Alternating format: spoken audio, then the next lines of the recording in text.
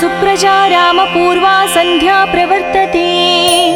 उत्तिष्ठ नरशार्दूला कर्तव्यं दैवमाह्निकम्। उत्तिष्ठोत्तिष्ठ गोविन्द उत्तिष्ठ गरुडध्वजा। उत्तिष्ठ कमलाकान्ता त्रैलोक्यं मङ्गलं कुरु। मातः समस्त जगतां मधुकैटभारे वक्षो विहारिणि मनोहर दिव्यमूर्ते। श्रीस्वामि निश्रित जनप्रिय दानशीले श्रीवेङ्कटेश दयते तव सुप्रभातम्। तव सुप्रभातमरविन्दलोचने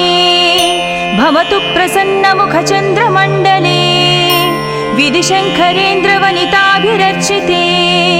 वृषशैलनाद दयते दयानिधे। अत्र्यादिसप्तऋषयः समुपास्य सन्ध्याम् आकाशसिन्धुकमलानि मनोहराणि। आदाय पादयुगमर्चयितं प्रपन्नाः शेषाद्रिशेखर विभो तव सुप्रभातम्। पञ्चाननाब्ज भव षण्मुखवासवाद्याः त्रैविक्रमादिचरितं विबुधास्तुवन्ति। भाषापतिः पठति वासरशुद्धिमारात् शेषाद्रिशेखर विभो तव सुप्रभातम्। ईषत्प्रफुल्ल सरसीरुह नारिकेळ पूगद्रुमादि सुमनोहर पालिकानाम् आवाति मन्दमनिलसह दिव्यगन्धैः शेषाद्रिशेखर विभो तव सुप्रभातम्। उन्मील्य नेत्रयुगमुत्तम पञ्जरस्ताः पात्रावशिष्टकदलीस्थलपायसानि भुक्त्या सलीलमदखेळ सुखा पठन्ति शेषाद्रिशेखर विभो तव सुप्रभातम्। तन्त्री प्रकर्ष मधुरस्वनयादि पञ्चा गायत्यनन्तचरितं तव नारदोऽपि। भाषा समग्रमसरत्कृतचारुरम्यम् शेषाद्रिशेखर विभो तव सुप्रभातम्। भृङ्गावळी च मकरन्दरसानुविद्ध जङ्कारगीतनिनदैः सह सेवनाय निर्यात्युपान्त सरसी कमलोदरेभ्यः शेषाद्रिशेखर विभो तव सुप्रभातम्। योषा गणेन वरदत्नि विमध्यमाने गोशालयेषु दधिमन्थन तीव्रघोषाः रोषात् कलिं विदधते ककुपञ्चकुम्भाः शेषाद्रिशेखर विभो तव सुप्रभातम्। पद्मेशमित्रशतपत्रगतालिवर्गाः हर्तुं श्रियं कुवलयस्य निजाङ्गलक्ष्म्याः भेरीनिनादमनबिभ्रति तीव्रनादाम् शेषाद्रिशेखर विभो तव सुप्रभातम्। श्रीमन्नभीष्टवरदाखिल लोकबन्धो श्री श्रीनिवास जगदेकदयैकसिन्धो श्रीदेवता गुहभुजान्तर दिव्यमूर्ते श्रीवेङ्कटाचलपते तव सुप्रभातम्। श्रीमन्नभीष्टवरदाखिल लोकबन्धो श्री श्रीनिवास जगदेश दयैकसिन्धो श्रीदेवता गृहभुजान्तर दिव्यमूर्ते श्रीवेङ्कटाचलपते तव सुप्रभातम्। श्रीस्वामि पुष्करिणिकाप्लव निर्मलाङ्गाः श्रेयाधिनो हरविरिञ्चि सनन्दनाद्याः द्वारे वसन्ति वरनेत्रहतोत्तमाङ्गाः श्रीवेङ्कटाचलपते तव सुप्रभातम्। श्रीशेषशैलगरुडाचल वेङ्कटाद्रिनारायणाद्रिवृषभाद्रिवृषाद्रिमुख्या आख्यां त्वदीय वसतिरनिशं वदन्ति श्रीवेङ्कटाचलपते तव सुप्रभातम्। सेवापराः शिवसुरेश कृशानुधर्मरक्षो भुराद पवमानदनादिनाद बद्धाञ्जलिप्रविलसन्निधशीर्षदेशा श्रीवेङ्कटाचलपते तव सुप्रभातम्। दाटीश्रुते विहगराज मृगाधिराज नागाधिराज गजराज हयाधिराज स्वस्वाधिकारमहमाधिकमर्दयन्ते तव सुप्रभातम् सूर्येन्दुभौमबुधवाक्पति काव्यसौरि सद्भानुकेतु दिवि सत्परिसत्प्रधानाः त्वद्वासदापचरमावधिदासदासाः श्रीवेङ्कटाचलपते तव सुप्रभातम् तत्पादधूलिभरितस्फुरितोत्तमाङ्गाः स्वर्गापवर्गनिरपेक्ष निजान्तरङ्गाः कल्पागमाकलनया कुलताङ्गभन्ते श्रीवेङ्कटाचलपते तव सुप्रभातम् त्वद्गोपुराग्रशिखराणि निरीक्षमाणाः स्वर्गापवर्गपदवीं परमां श्रयन्तः मर्त्या मनुष्यभुवने मतिमाश्रयन्ते श्रीवेङ्कटाचलपते तव सुप्रभातम् श्रीभूमिनायक दयादिगुणामृताभे देवादिदेव जगदेश शरण्यमूर्ते श्रीमन्ननन्तगरुडाधिभिरर्चिताङ्घ्रे श्रीवेङ्कटाचलपते तव सुप्रभातम् श्रीपद्मनाभ पुरुषोत्तम वासुदेव वैकुण्ठमाधव जनार्दन चक्रपाणे श्रीवत्सचिह्न शरणागत पारिजात श्रीवेङ्कटाचलपते तव सुप्रभातम् कन्दर्पदर्पहर सुन्दर दिव्यमूर्ते कान्ताकुचाम्बुरुह कुट्मललोलदृष्टे कल्याण निर्मल गुणाकर दिव्यकीर्ते श्रीवेङ्कटाचलपते तव सुप्रभातम् मीनाकृते कमठकोल नृसिंहवर्णिन् स्वामिन् परस्वर तपोधन रामचन्द्र शेषांस राम यदुनन्दन कल्किरूप श्रीवेङ्कटाचलपते तव सुप्रभातम् येलालवङ्घगनसार सुगन्धितीर्थम्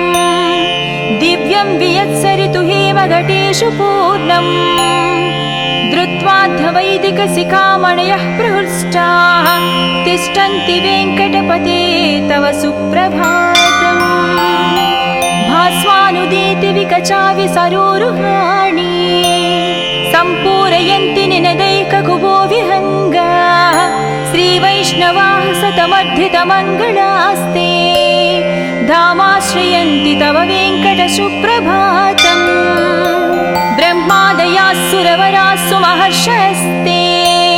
सन्तः सनन्दनमुखास्त्वदयोगिवर्याः धामान्तिके तव हि मङ्गलवस्तुहस्ताः श्रीवेङ्कटाचलपते तव सुप्रभातम् लक्ष्मीनिवास निरवध्य गुणैकसिन्धो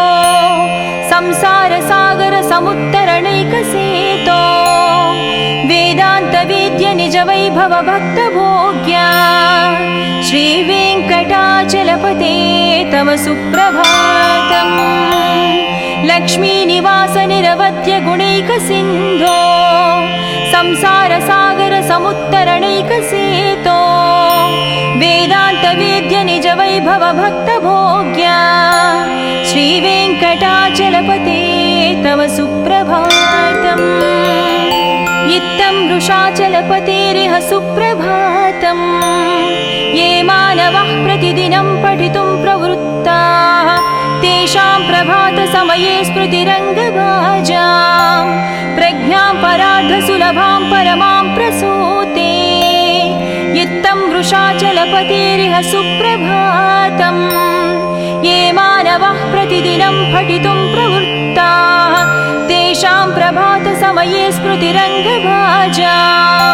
प्रज्ञां परार्धसुलभां परमां प्रसूते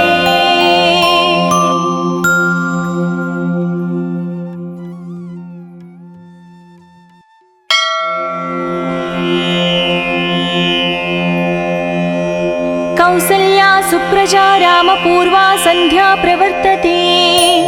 उत्तिष्ठ नरशार्दूला कर्तव्यं दैवमाह्निकम्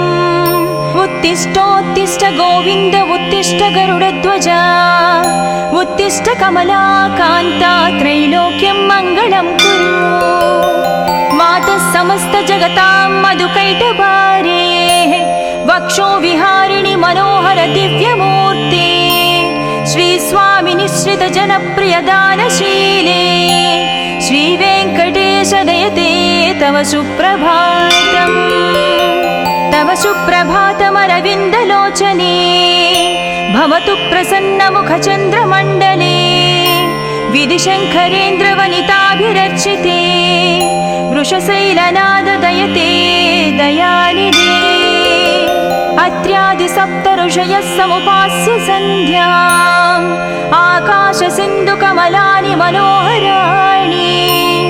आदाय पादयुगमर्चयितं प्रपन्नाः शेषाद्रिशेखर विभो तव सुप्रभातम् पञ्चाननाब्जभवषण्मुखवासवाद्याः त्रैविक्रमादिचरितं विबुधास्तुवन्ति भाषापतिः पठति वासरशुद्धिमारात् शेषाद्रिशेखर विभो तव सुप्रभातम् ईशत्प्रफुल्लसरसीरुह नारिकेळपूगद्रुमादिसुमनोहरपालिकानाम् आवाति मन्दमनिलसह दिव्यगन्धैः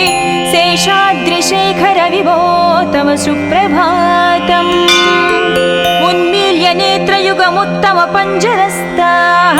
पात्रावशिष्टकदलीस्थलपायसानि भुक्त्या सलीलमदखेळि सुखा पठन्ति शेषाद्रिशेखर विभो तव सुप्रभातम् तन्त्री प्रकर्ष मधुरस्वनयादिपञ्च गायत्यनन्तचरितं तव नारदोऽपि भाषा समग्रमसरत्कृतचारुरम्यम् शेषाद्रिशेखर विभो तव सुप्रभातम् भृङ्गावळी च मकरन्दरसानुविद्धझङ्कारगीतनिनदैः सह सेवनाय निर्यात्युपान्तसरसीकमलोदरेभ्यः शेषाद्रिशेखर विभो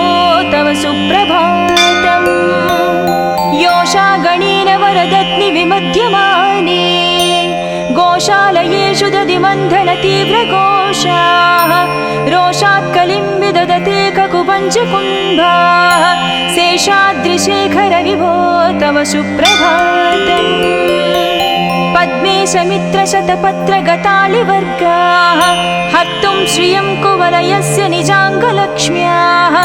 भेरीनिनादमनबिभ्रति तीव्रनादाम् शेषाद्रिशेखर विभो तव सुप्रभातम् श्रीमन्नभीष्टवरदाखिल लोकबन्धो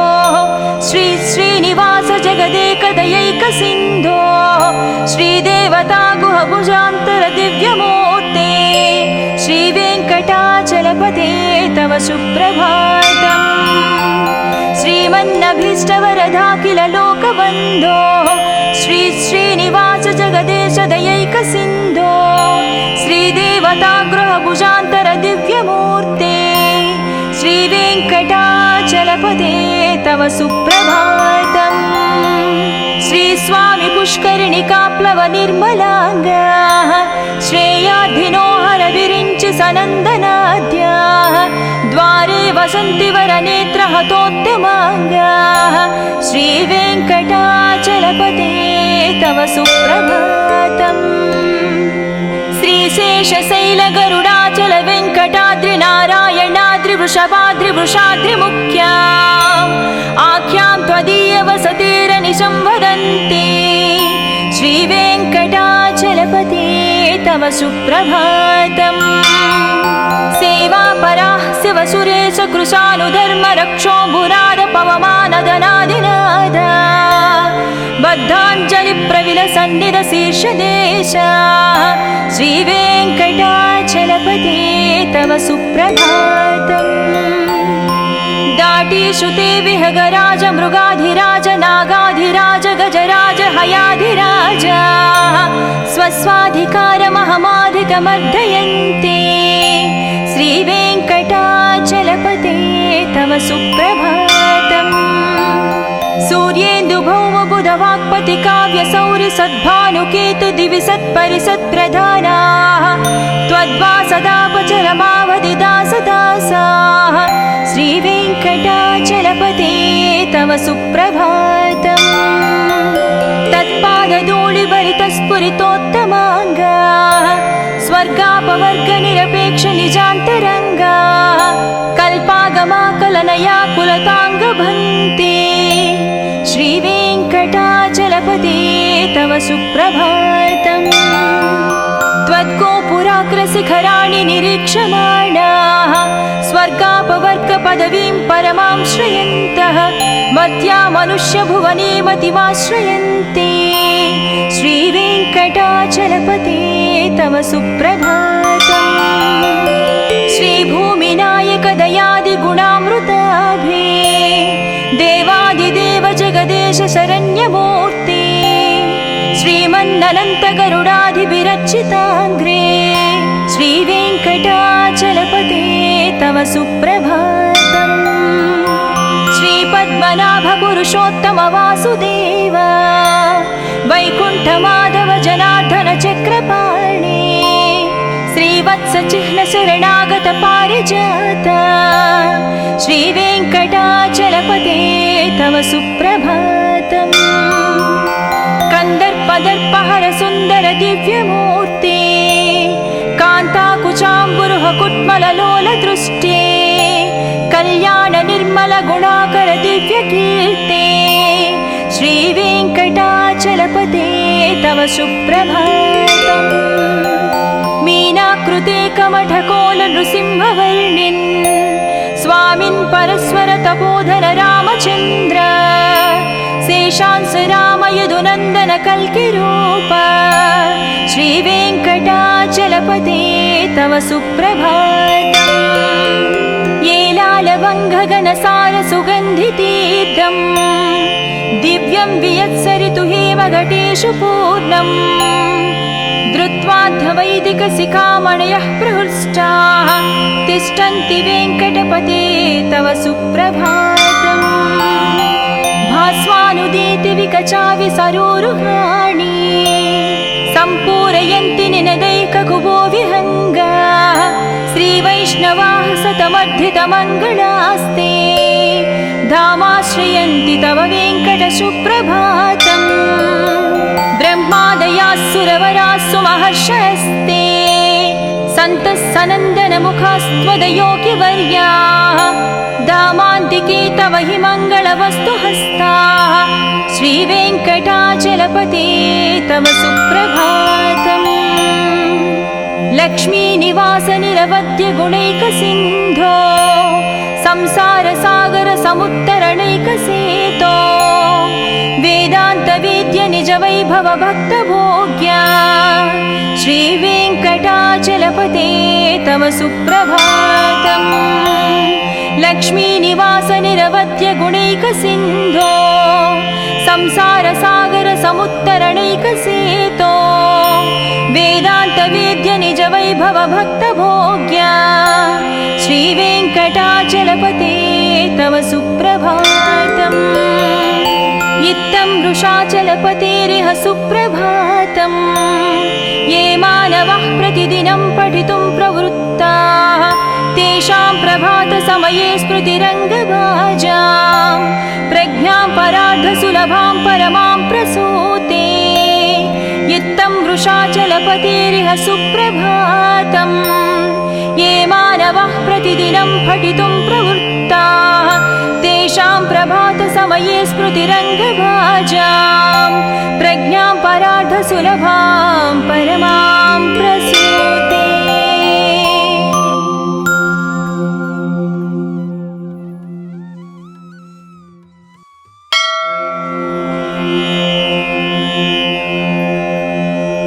कौसल्या सुप्रजा रामपूर्वा सन्ध्या प्रवर्तते उत्तिष्ठ नरशार्दूला कर्तव्यं दैवमाह्निकम्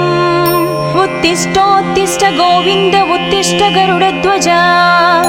उत्तिष्ठ कमलाकान्ता त्रैलोक्यं मङ्गलं कुरु मातः समस्त जगतां मधुकैटभारे वक्षो विहारिणि मनोहर दिव्यमूर्ते श्री स्वामी निश्रित जनप्रिय दानशीले श्रीवेङ्कटेश दयते तव सुप्रभातम् तव सुप्रभातमरविन्दलोचने भवतु प्रसन्नमुखचन्द्रमण्डले विधिशङ्करेन्द्रवनिताभिरर्चिते वृषशैलनाददयते दयानिधे अत्र्यादिसप्तऋषयः समुपास्य सन्ध्याम् आकाशसिन्धुकमलानि मनोहराणि आदाय पादयुगमर्चयितं प्रपन्नाः शेषाद्रिशेखर विभो तव सुप्रभातम् पञ्चाननाब्ज भव षण्मुखवासवाद्याः त्रैविक्रमादिचरितं विबुधास्तुवन्ति भाषापतिः पठति वासरशुद्धिमारात् शेषाद्रिशेखर विभो तव सुप्रभातम् ईषत्प्रफुल्लसरसीरुह नारिकेळपूगद्रुमादिसुमनोहरपालिकानाम् आवाति मन्दमनिलसह दिव्यगन्धैः शेषाद्रिशेखर विभो तव सुप्रभातम् उन्मील्य नेत्रयुगमुत्तमपञ्जरस्ताः पात्रावशिष्टकदलीस्थलपायसानि भुक्त्या सलीलमदखेळि सुखा पठन्ति शेषाद्रिशेखर विभो तव सुप्रभातम् तन्त्री प्रकर्ष मधुरस्वनयादि पञ्चा गायत्यनन्तचरितं तव नारदोऽपि भाषा समग्रमसरत्कृतचारुरम्यम् शेषाद्रिशेखर विभो तव सुप्रभातम् भृङ्गावळी च मकरन्दरसानुविद्धझङ्कारगीतनिनदैः सह सेवनाय निर्यात्युपान्तसरसीकमलोदरेभ्यः शेषाद्रिशेखर विभो तव सुप्रभातम्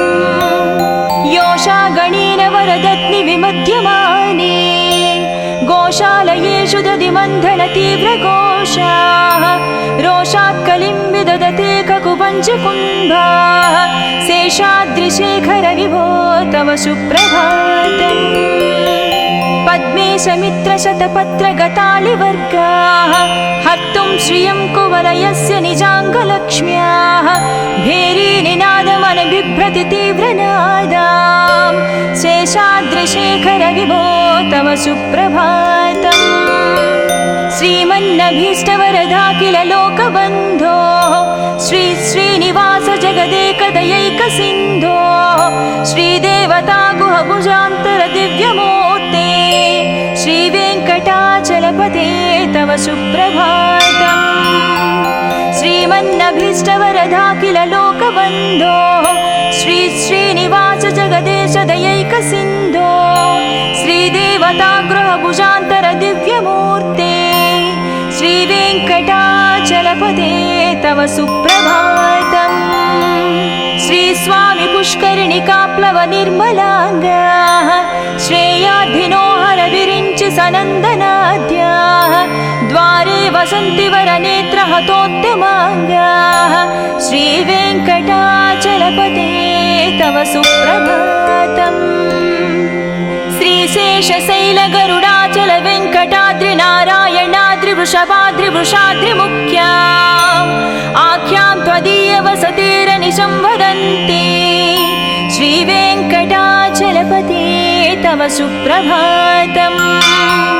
सेवापराः शिवसुरेश कृशानुधर्मरक्षोऽम्बुराद पवमानदनादिनादा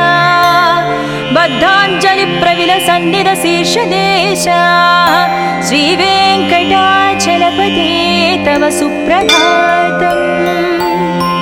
दाटीश्रुते विहगराज मृगाधिराज नागाधिराज गजराज हयाधिराज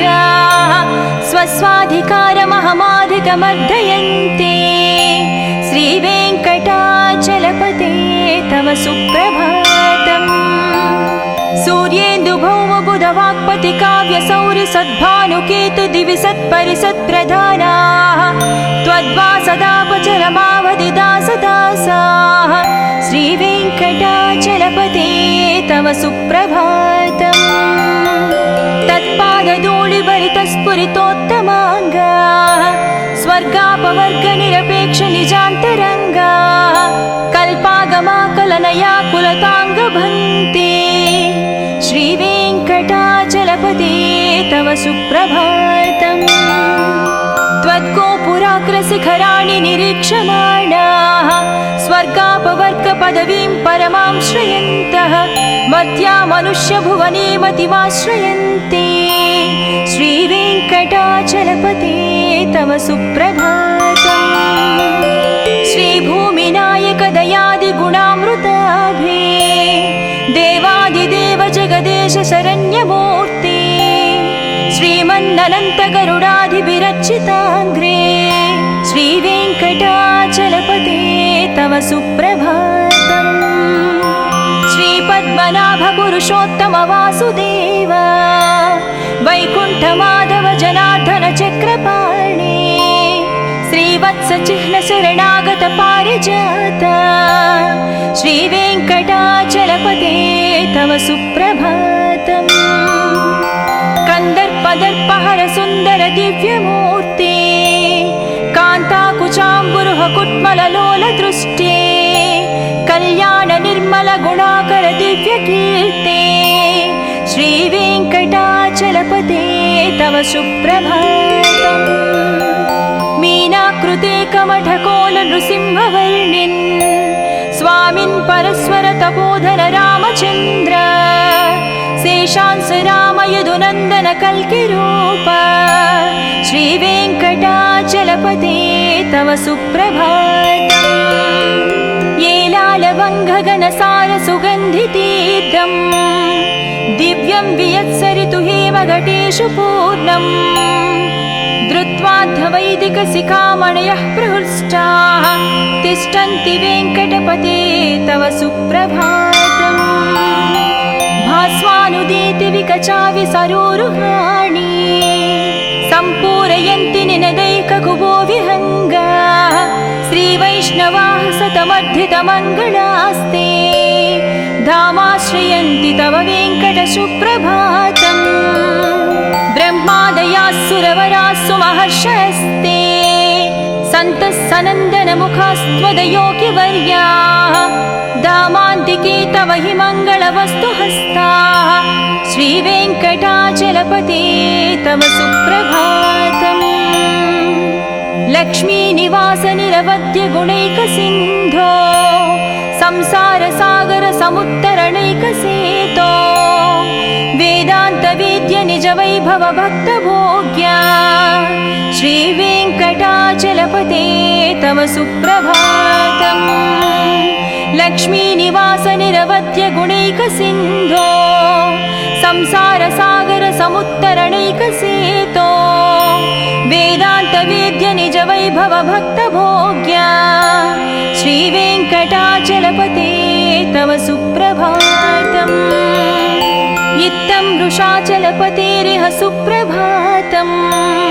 ये मानवः प्रतिदिनं पठितुं प्रवृत्ताः तेषां प्रभातसमये स्मृतिरङ्गभाजां प्रज्ञां परार्धसुलभां परमां प्रसूते इत्थं वृषाचलपतेरिह सुप्रभातम् ये मानवः प्रतिदिनं पठितुं प्रवृत्ताः तेषां प्रभातसमये स्मृतिरङ्गभाजां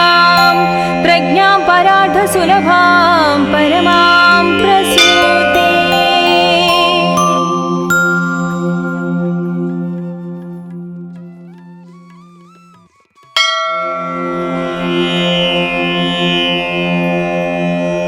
कौसल्या सुप्रजा रामपूर्वा सन्ध्या प्रवर्तते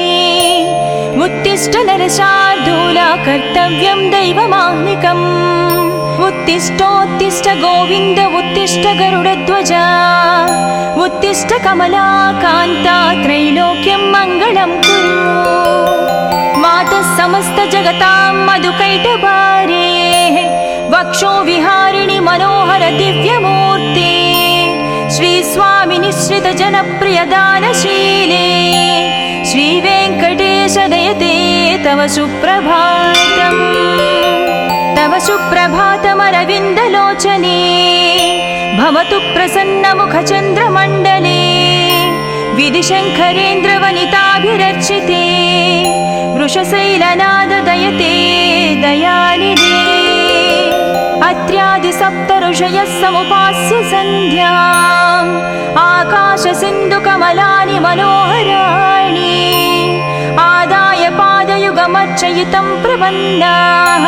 शेषाद्रिशेखर विभो तव सुप्रभातम् पञ्चाननाब्ज भव षण्मुखवासवाद्याः त्रैविक्रमादिचरितं विबुधास्तुवन्ति भाषापतिः पठति वासरशुद्धिमारात् शेषाद्रिशेखर विभो तव सुप्रभातम् ईषत् प्रफुल्ल सरसीरुह नारिकेळ पूगद्रुमादि सुमनोहर पालिकानाम् आवाति मन्दमनिलसह दिव्यगन्धैः शेषाद्रिशेखर विभो तव सुप्रभातम् उन्मील्य नेत्रयुगमुत्तम पञ्जरस्ताः पात्रावशिष्टकदलीस्थलपायसानि भुक्त्या सलीलमदखेळ सुखा पठन्ति शेषाद्रिशेखर विभो तव सुप्रभातम् तन्त्री प्रकर्ष मधुरस्वनयादि पञ्चा गायत्यनन्तचरितं तव नारदोऽपि भाषा समग्रमसरत्कृतचारुरम्यम् शेषाद्रिशेखर विभो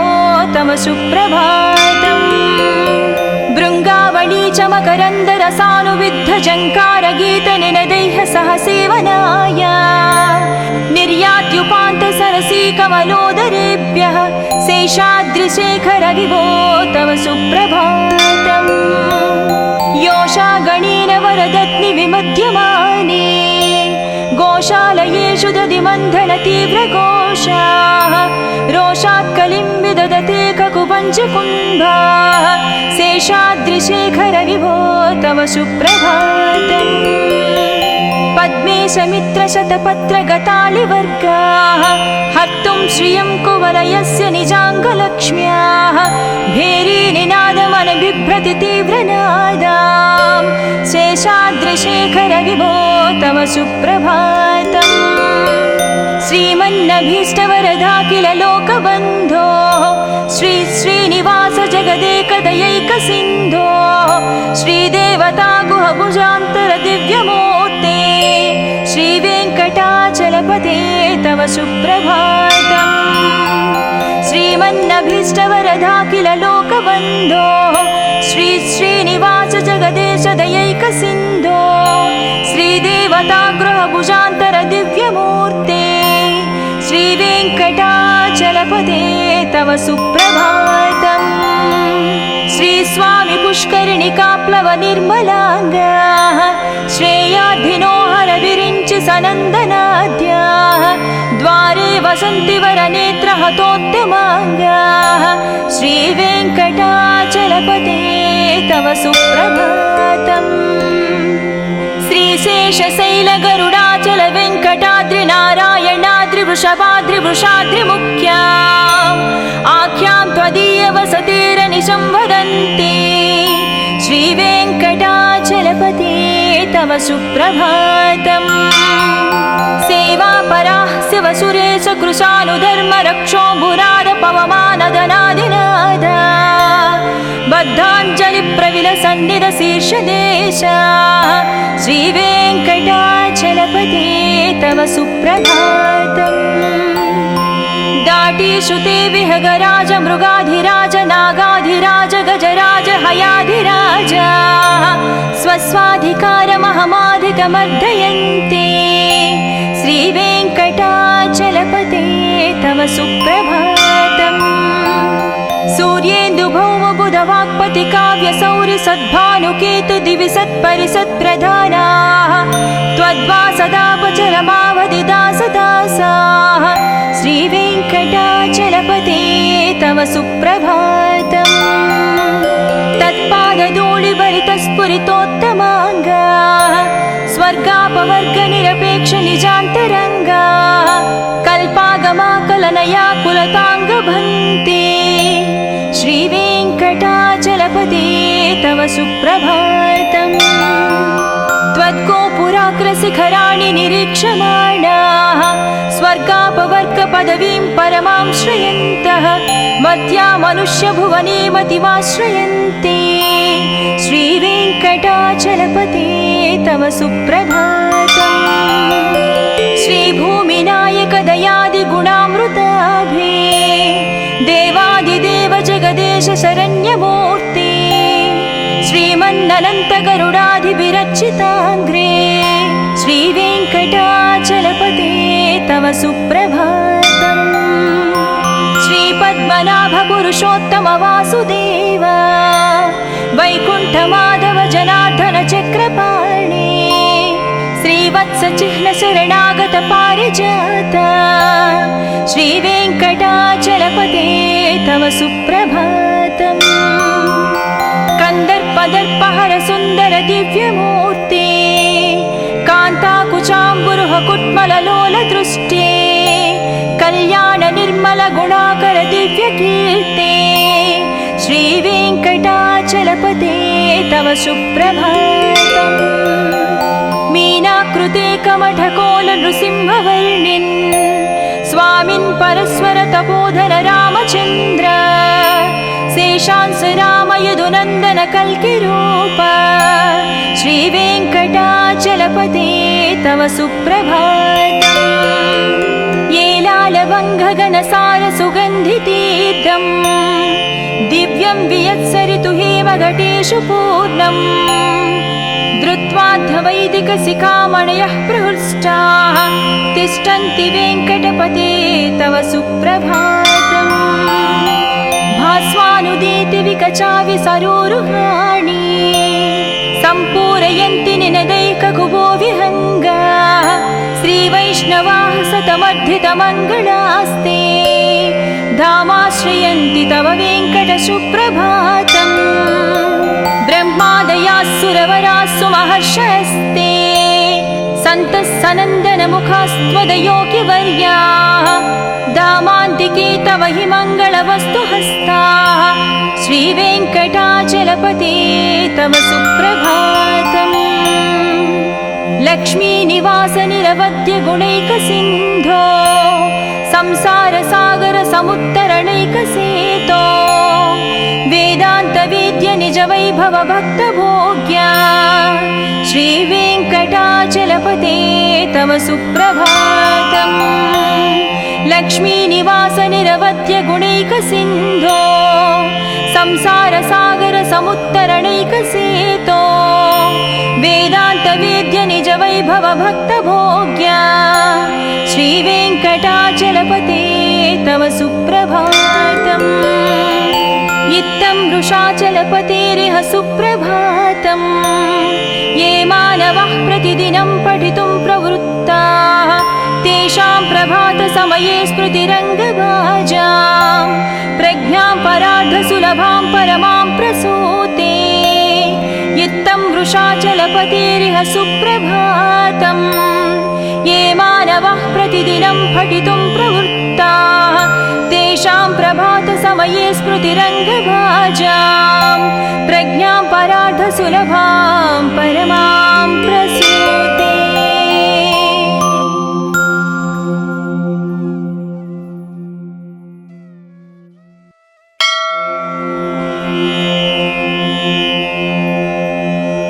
कौसल्या सुप्रजा रामपूर्वा सन्ध्या प्रवर्तते उत्तिष्ठ नरशार्दूला कर्तव्यं दैवमाह्निकम् उत्तिष्ठोत्तिष्ठ गोविन्द उत्तिष्ठ गरुडध्वजा उत्तिष्ठ कमला कान्ता त्रैलोक्यं मङ्गलं कुरु मातः समस्त जगतां मधुकैटभारे वक्षो विहारिणि मनोहर दिव्यमूर्ते श्रीस्वामि निश्रित जनप्रिय दानशीले श्रीवेङ्कटेश दयते तव सुप्रभातम् तव सुप्रभातमरविन्दलोचने भवतु प्रसन्नमुखचन्द्रमण्डले विधिशङ्करेन्द्रवनिताभिरर्चिते वृषशैलनाद दयते दयानिधे अत्र्यादिसप्तऋषयः समुपास्य सन्ध्याम् आकाशसिन्धुकमलानि मनोहराणि आदाय पादयुगमर्चयितं प्रपन्नाः शेषाद्रिशेखर विभो तव सुप्रभातम् पञ्चाननाब्ज वृषभव षण्मुखवासवाद्याः त्रैविक्रमादिचरितं विबुधास्तुवन्ति भाषापतिः पठति वासरशुद्धिमारात् शेषाद्रिशेखर विभो तव सुप्रभातम् ईशत्प्रफुल्ल सरसीरुह नारिकेळ पूगद्रुमादि सुमनोहर पालिकानाम् आवाति मन्दमनिलसह दिव्यगन्धैः शेषाद्रिशेखर विभो तव सुप्रभातम् उन्मील्य नेत्रयुगमुत्तम पञ्जरस्ताः पात्रावशिष्टकदलीस्थलपायसानि भुक्त्या सलीलमदखेळ सुखा पठन्ति शेषाद्रिशेखर विभो तव सुप्रभातम् तन्त्री प्रकर्ष मधुरस्वनयादि पञ्च गायत्यनन्तचरितं तव नारदोऽपि भाषा समग्रमसरत्कृतचारुरम्यम् शेषाद्रिशेखर विभो तव सुप्रभातम् भृङ्गावळी च मकरन्दरसानुविद्धजङ्कारगीतनिनदैः सह सेवनाय निर्यात्युपान्तसरसी कमलोदरेभ्यः शेषाद्रिशेखर विभो तव सुप्रभातम्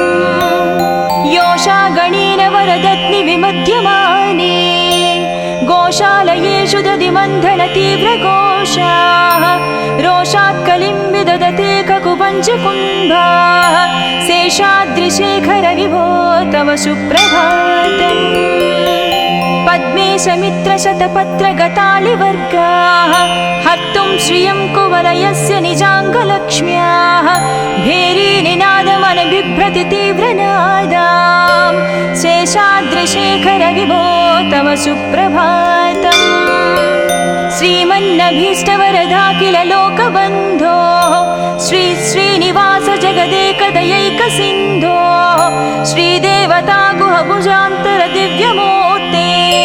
श्रीवेङ्कटाचलपते तव सुप्रभातम् श्रीमन्नभीष्टवरदाखिल लोकबन्धो श्री श्रीनिवास जगदेश दयैकसिन्धो श्रीदेवता गृहभुजान्तर दिव्यमूर्ते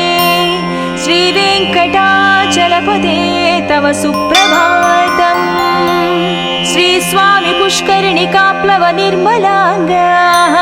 श्रेयाधिनो हर विरिञ्चि सनन्दनाद्याः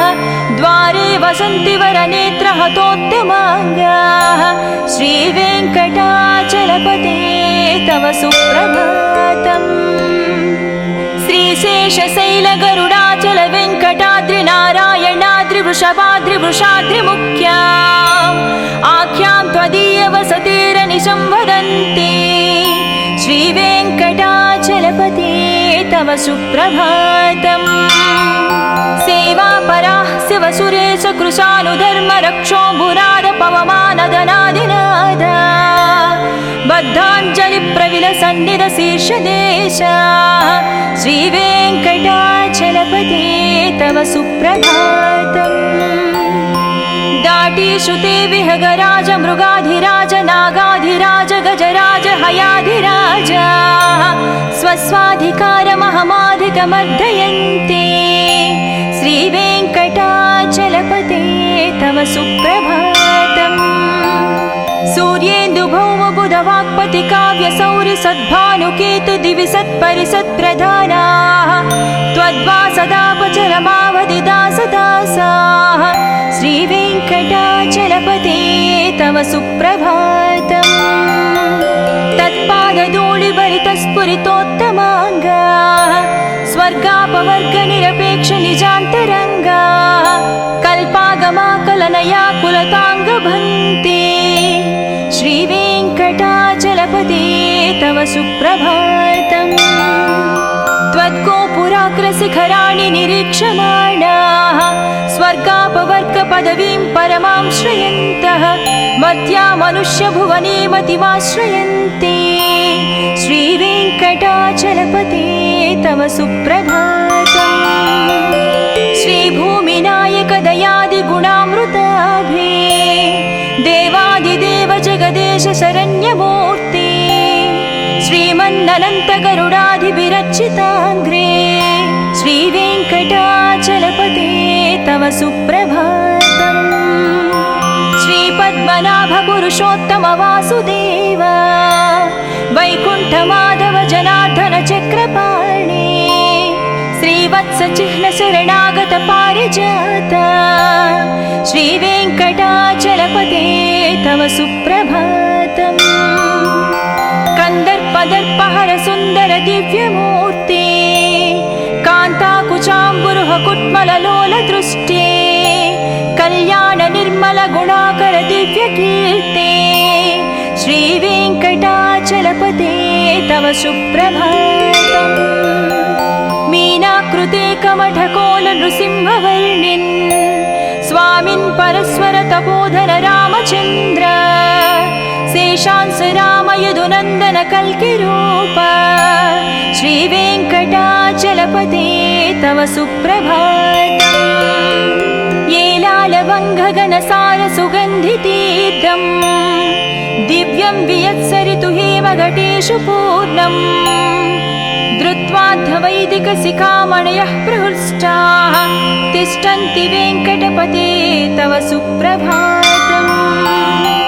भास्वानुदीति विकचावि सरोरुहाणि सम्पूरयन्ति निनदैककुबो विहङ्गाः श्रीवैष्णवाः सतमर्धितमङ्गलास्ते धामाश्रयन्ति तव वेङ्कट सुप्रभातम् ब्रह्मादयाः सुरवराः सुमहर्षयस्ते सन्तः सनन्दनमुखास्त्वदयोगिवर्याः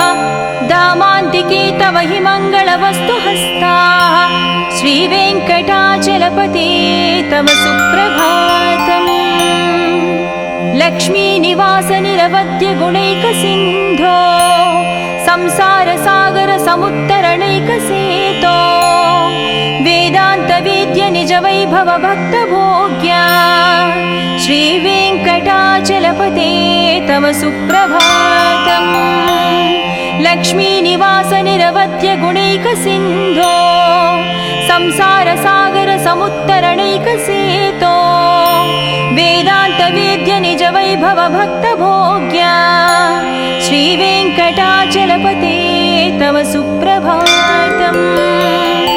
इत्थं वृषाचलपतेरिह सुप्रभातम् ये मानवः प्रतिदिनं पठितुं प्रवृत्ताः तेषां प्रभातसमये स्मृतिरङ्गभाजां प्रज्ञां परार्धसुलभां परमां प्रसूते इत्थं वृषाचलपतेरिह सुप्रभातम् ये मानवः प्रतिदिनं पठितुं प्रवृत्ताः तेषां प्रभातसमये स्मृतिरङ्गभाजां प्रज्ञां परार्धसुलभां परमां प्रसूते।